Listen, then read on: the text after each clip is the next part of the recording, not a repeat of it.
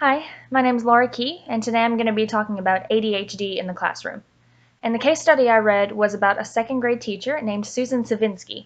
And Miss Savinsky, she ran a very organized and well put together classroom, and she began to have problems with a new child who was put in her classroom. His name was Gabe Silva. He was a very charismatic kid. He loved to talk with the other kids. He was the first one out the door for recess. He always had a ton of energy. But he also started to fall behind academically because he found it very hard to concentrate on his work. She would find homework stuffed in his desk, and he was having a hard time remembering what he was doing, what he was supposed to be working on. He would try to bring the other kids in the class into conversation in the middle of class, and she eventually had to separate him from the other kids. So she and the guidance counselor from the school met with Gabe's parents. They talked about possibly having Gabe tested for ADHD. The parents were initially very reticent to have their son tested for a learning disability because they didn't want their son to be medicated for something that they didn't believe was wrong. The dad especially didn't think that there was anything wrong with his son other than maybe a discipline problem, and so he said he would take care of it himself without the aid of medication or a diagnosis. The guidance counselor of the school said it would be in their best interest to have Gabe tested so they could develop a personalized education program for him. And so I think the first step in solving the so-called problem of learning disabilities in our classrooms is to understand that a child's disability isn't something that teachers need to be afraid of.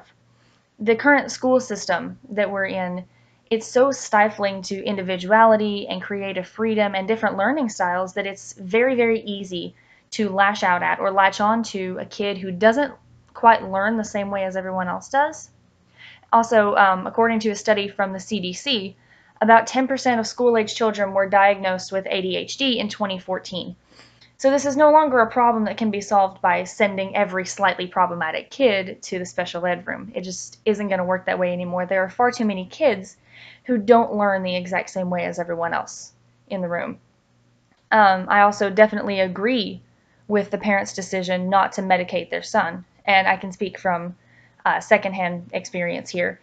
My brother, when he was in the third grade, was diagnosed not only with ADHD, but with Asperger's syndrome as well, which is on the autism spectrum. And for about a month after he was diagnosed, we had him on medication. In that month, he completely changed. He became sullen, he was withdrawn, he lost a lot of weight very suddenly, and yes, maybe he could sit still in his classroom for a little bit longer, but the Nathan that we knew just wasn't there anymore.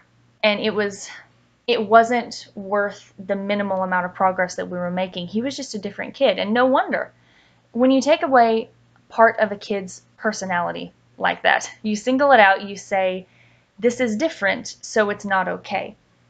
You can't expect for there to be no negative reaction there. When you put a child on medication for something that isn't wrong with them, for something that they can't help, it's part of their personality, and why would you take that away because it doesn't fit in with your idea of organization? So you can't ever force conformity without a negative consequence. And I honestly believe that the problem in this case isn't the fact that the child has ADHD. The problem is with a teacher who isn't willing to change her mode of organization or the way she structures a classroom to suit every kid in her care. And the fault also lies with the system that doesn't allow that to happen.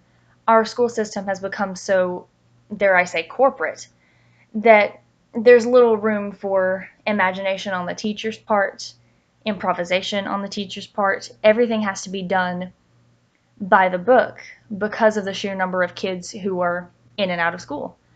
It's just the nature of our system. So until teachers are willing to accept that not every student is going to be able to sit still for 7 hours and memorize math problems, then that isn't going to change. Not every kid is going to be able to follow a lesson plan the exact same way a teacher has it set up.